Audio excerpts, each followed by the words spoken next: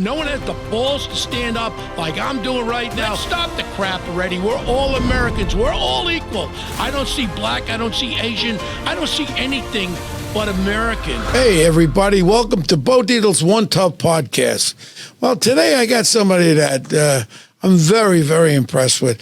You know, I'm retired 40 years already. I retired in 1985. Somebody who was here with me today came on the NYPD, I think in 1984, and he's the commissioner of the Nassau County Police Department. Now, hold on, let me preface this.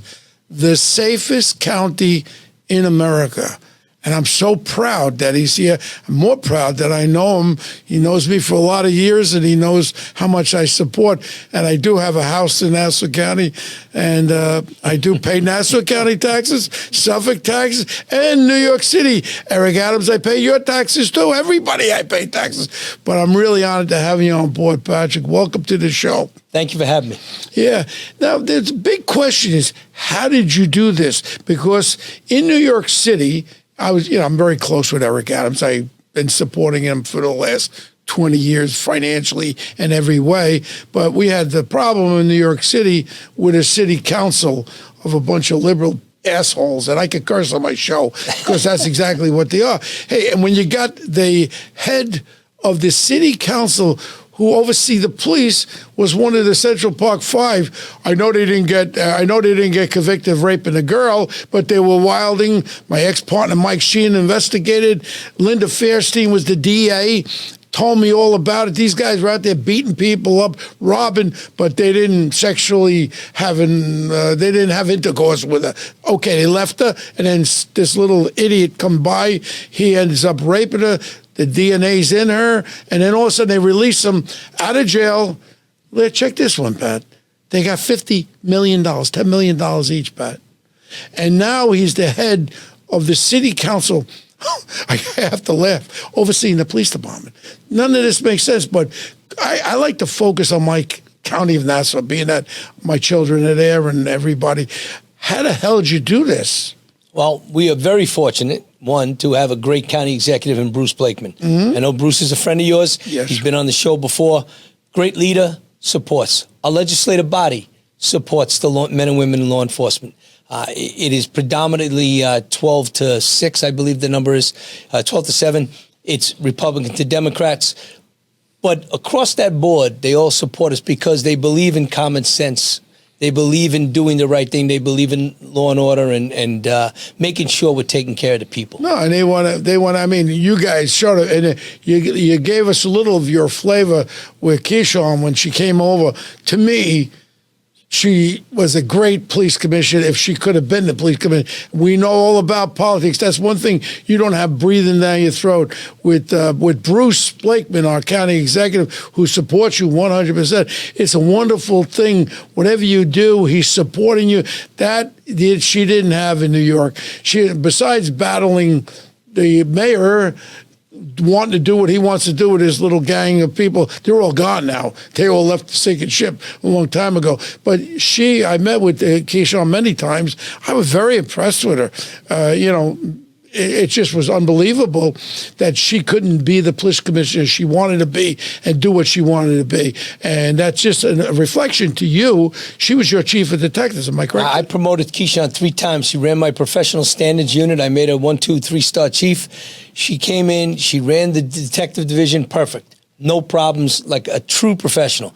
Called me the day she was leaving for the NYPD. I got the call. It was heartbreaking to see her leave, but I consider the NYPD one of the greatest police departments in the world. It's sometimes the leadership gets clouded. Her vision saw the future of where it was going, and she said, it's time for me to leave. Yeah. And that's why she's left. over there with my friend Steve Cohen. I'm sure he's taking well care of her. Steve's a friend of mine, and his wife, Alex, good friends of mine. But the most important thing is, like, even when we looked at the migration of these, let's separate it. I'm not talking about migrants.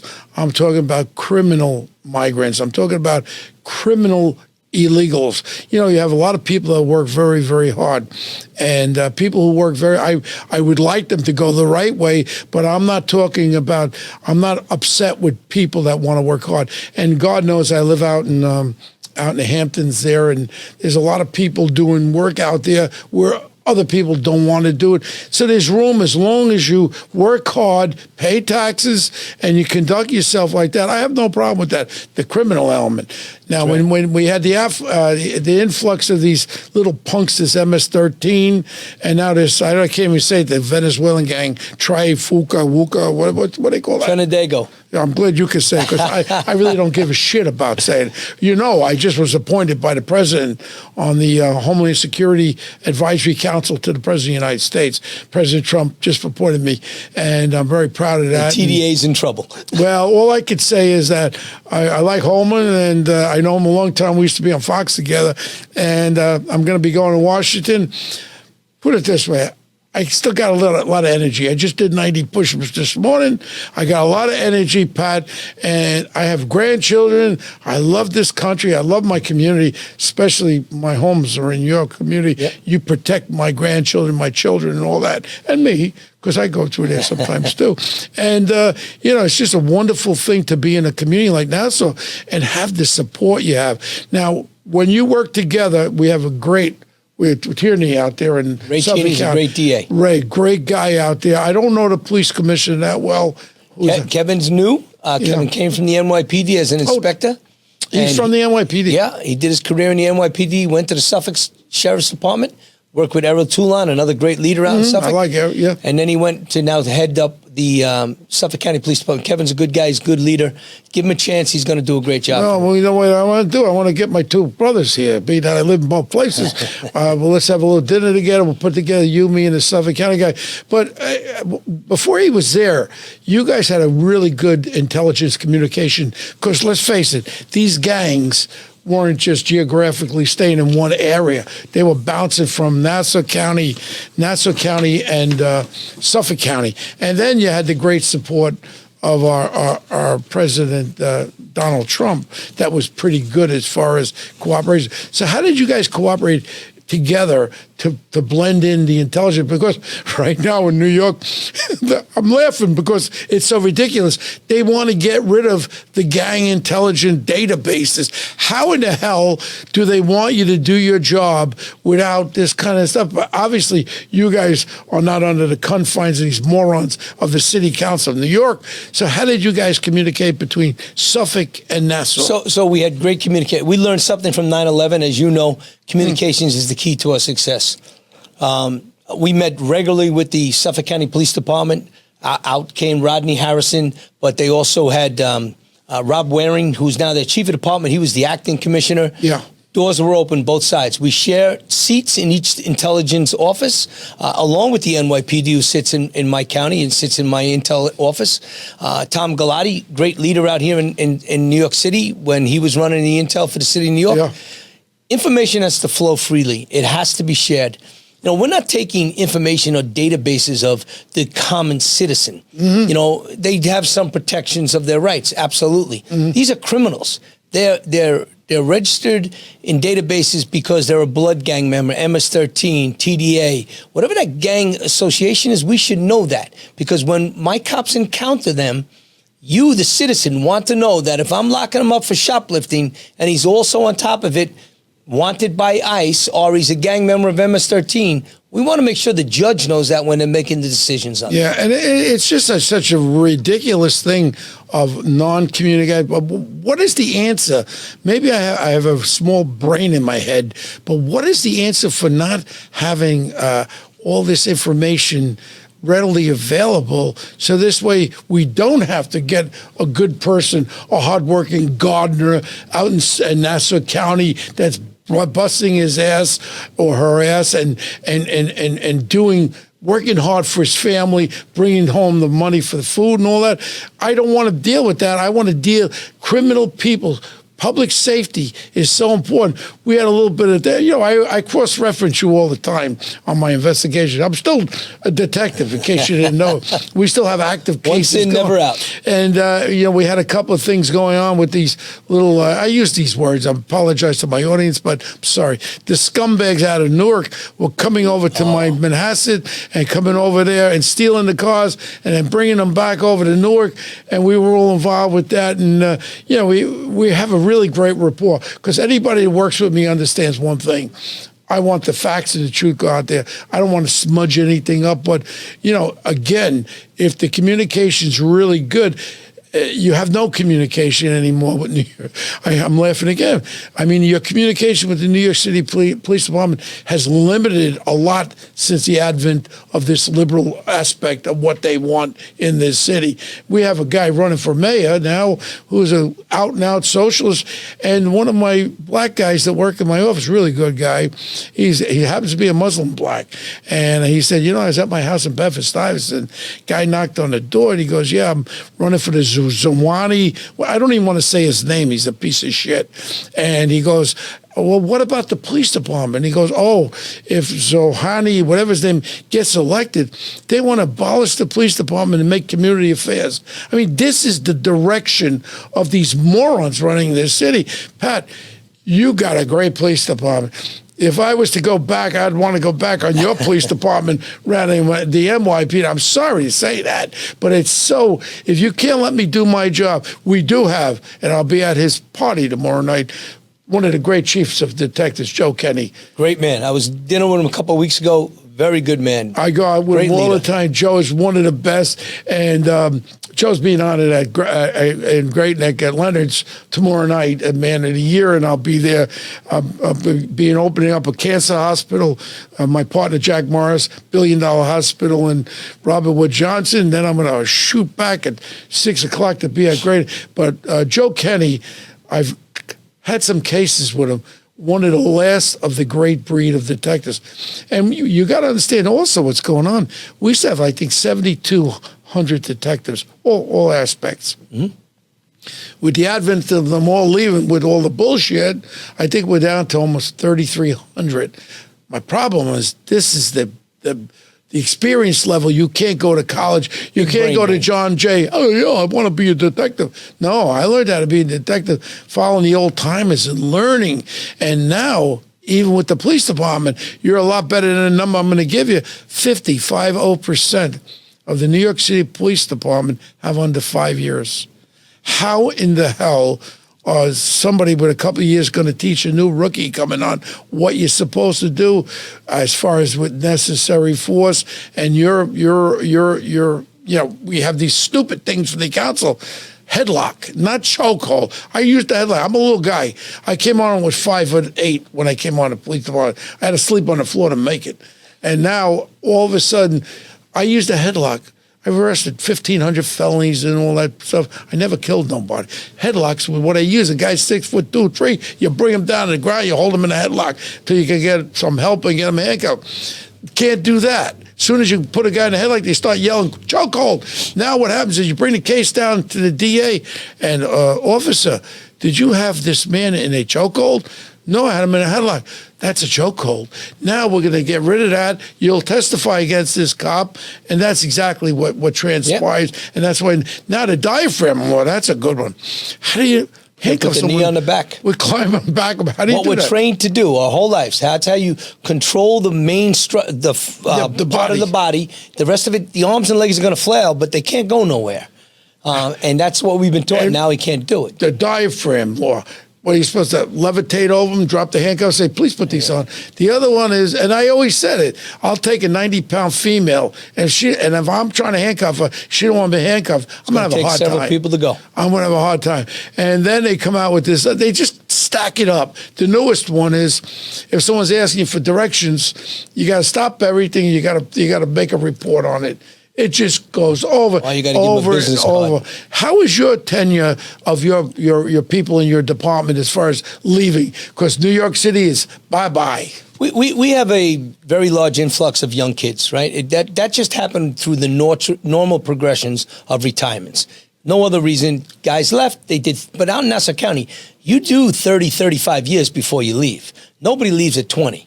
Sometimes these new kids, the new millennials out there, they're looking at 20-year in retirement.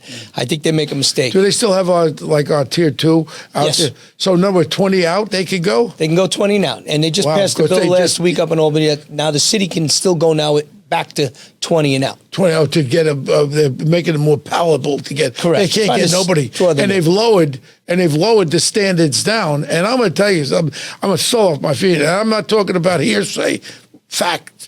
They're telling them when you go for the urine test with the marijuana, don't smoke marijuana a week before and it stays at the. I mean, this is what we're dealing with. When you came on, you had a lot of guys from Vietnam coming out that wanted to. Obviously, a little before I was in the 70s, and then we had the layoffs for 75. Lots of veterans on the job. I fought for those guys because they had the. It was 1975, I think they laid 5,200 of us. I was laid off only 2 days. I still had my gun and my shield. I never turned it in because it only lasted 2 days. And then everybody says, oh, Bo, you came back. What are you worried about? What am I worrying about? These guys came from Vietnam. They got a job. We got to get them all back. Oh, stop worrying about it. I worried about them. We got them all back. And you know what? To me, policing, once a cop, always a cop. Mm-hmm. And that's the way I feel about it. And whether I just met 2 guys out front, they honked their horn on me. They were in an SUV, not yours. And they were from the Massachusetts State Troopers. They're doing security work here. And they said, hi, Bo. We have this rapport around the country. And that was one of the things I loved, Patrick, when I was on Fox News for 12 years, wherever I went in the United States, cops were cops. I had the most respect from and I have the most respect back. It's a lifestyle. It's not, even if you retire, once a cop, you're always a cop. And many a nights driving out to Long Island, I'll see a car pulled over, single guy by himself or whatever it be, even a state trooper, and I'd pull up behind and I'm watching, and all of a sudden the guy, what do you want? I would show my badge. I said, I'm retired. I said, I just want to got your back. Make sure you're okay. Yeah, and and that's the way, I'm sure you are, Pat, and that's the way we will grow up. I do it in the commissioner's car. I have my guys stop. Anytime there's a guy pulled over, you stop, and we're going to make sure he's okay. Good. That's what we do. You talked about the strength and the unity of the men and women in law enforcement, the respect we have for each other. Yeah. You kill a cop in this country, all you got to do is show up for the day of that funeral, and you'll see the strength of our police family. Well, that was thousands upon thousands come from all over the country. That was one of the big issues that I've been speaking about. Every cop killer. I maybe have one left. Every cop killer's out. These are the same officers that took the job, and they had children. They never was able to have Christmas with them or grandchildren, see their grandchildren.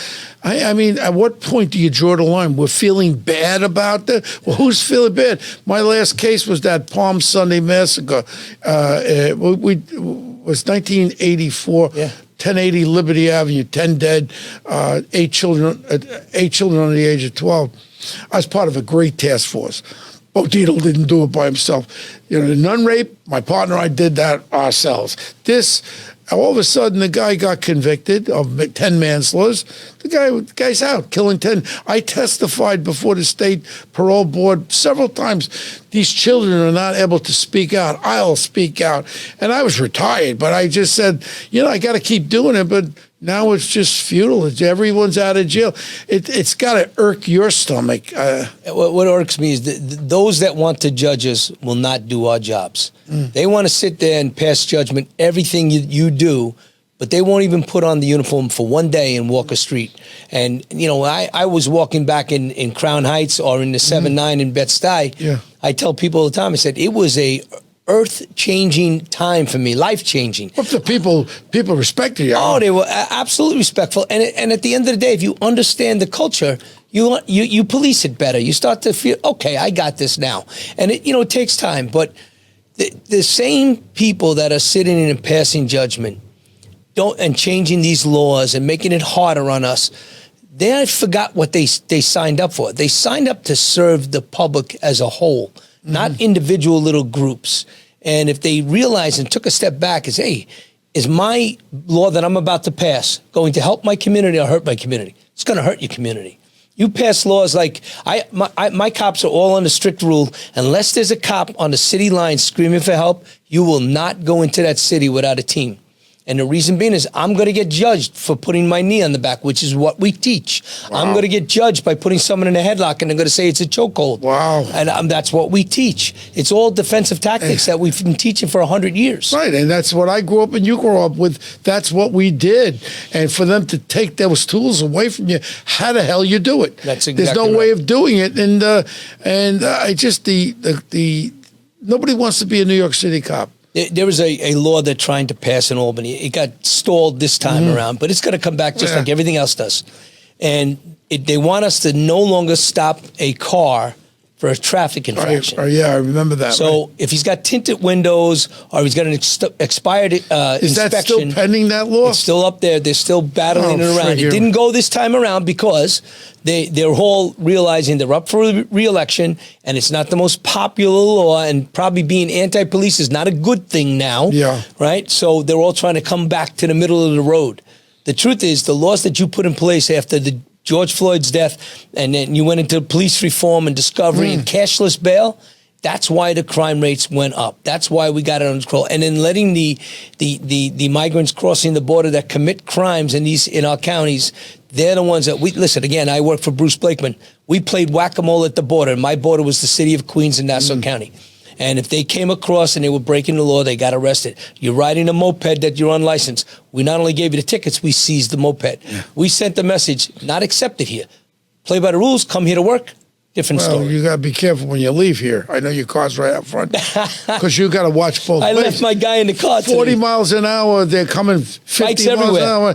And I'm just surprised there's not more people dead. And part of my thing is, I mean, we have an assembly, and I know, well, you're not a union guy, so I could talk against the assembly and the state senate because they're a bunch of liberal garbage cans, that little midget and the scarf lady. I don't understand one thing.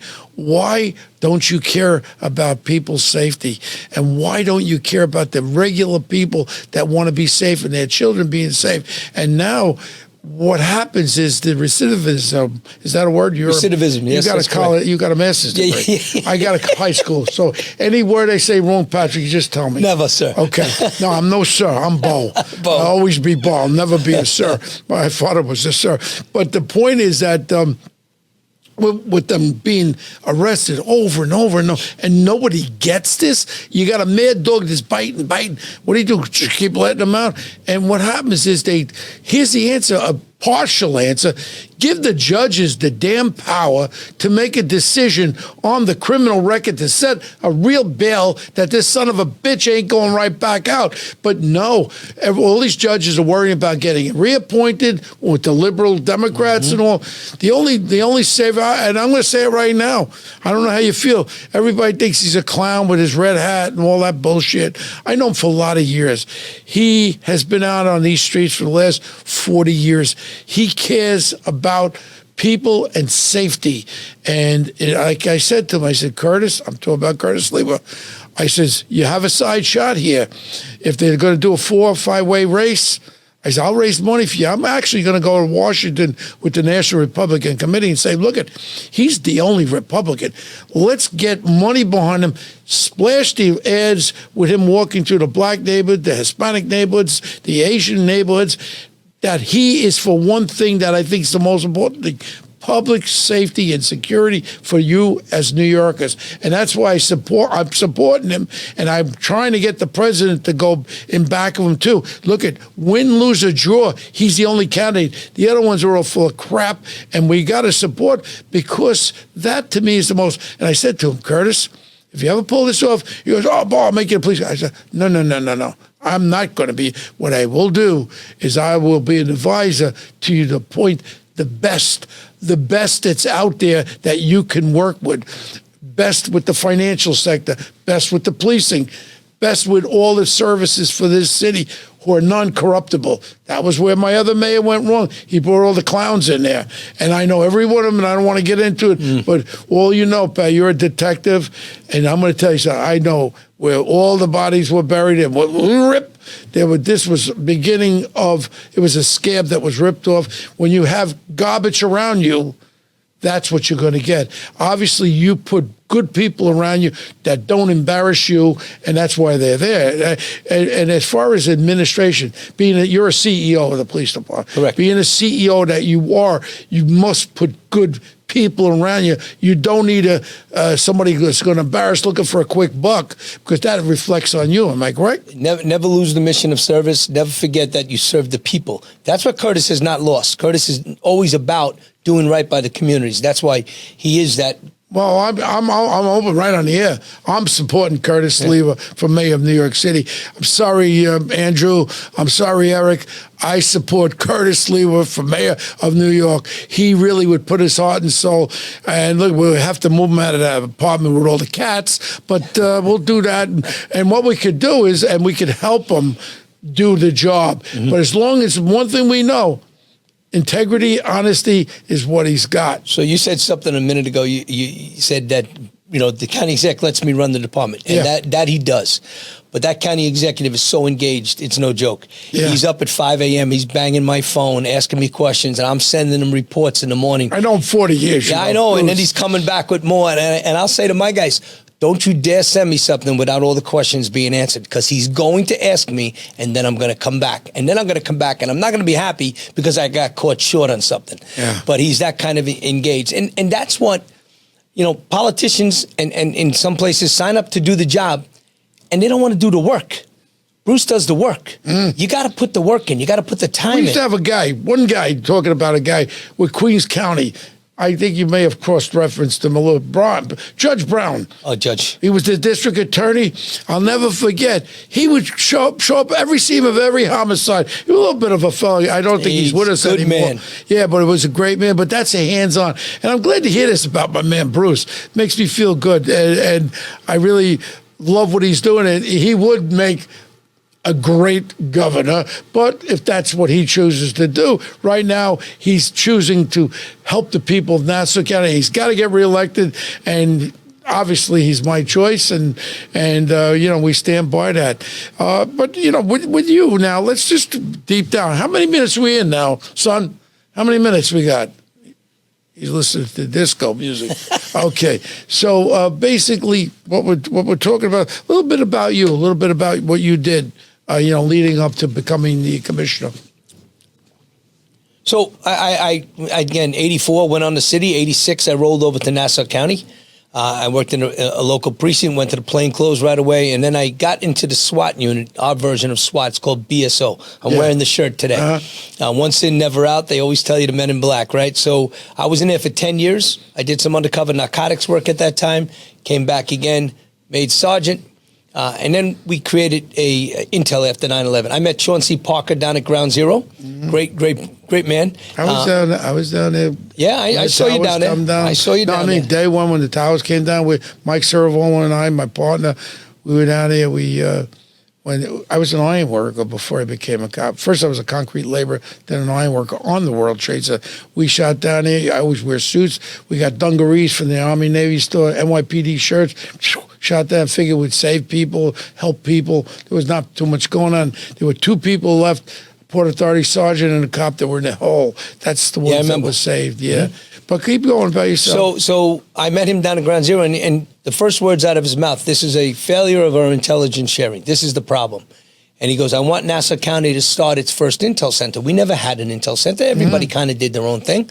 And we did. And we started off with 2, and now we have 70 people that do intel. We just invested over 30,000 square feet into our intel center with a brand new police academy, 90,000 square feet.